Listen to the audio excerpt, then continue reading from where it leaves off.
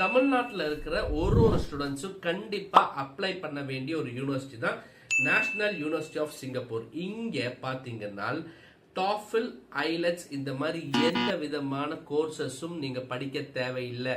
டைரக்டா உங்க academics record வந்துச்சுன்னா நீங்க போய் சேர்ந்துக்கலாம்.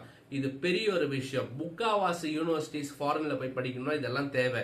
நீங்க இங்கிலீஷ் மீடியம் தான் உங்க கம்யூனிகேஷனா இருந்துச்சுனால் 11th 12th 10th எல்லாம் நீங்க தாராளமா போய் அப்படியே நீங்க நேஷனல் யூனிவர்சிட்டி ஆஃப் சிங்கப்பூர்ல அப்ளிகேஷன் போட்டுக்கலாம். படிப்புல மட்டும் நீங்க நம்பர் 1 இருந்தீங்கன்னா 100% நீங்க அப்ளிகேஷன் கிடைக்கும்.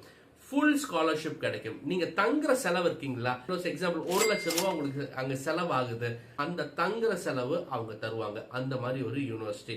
இங்க பாத்தீங்கன்னா அவங்க வேர்ல்ட் ரேங்கிங்ல இன்ஜினியரிங் மெடிசன்ல எல்லாம் வந்து 8th பிளேஸ் 12th பிளேஸ்ல எல்லாம் இருக்காங்க. நிறைய போட்டிகள் வரும். தமிழ்நாட்டில் இருக்கிறதுனால தமிழ்நாடு டு சிங்கப்பூர்ல 5000 ரூபாயில இருந்து 7000 ரூபாய் தாங்க ஃபிளைட் டிக்கெட்டு.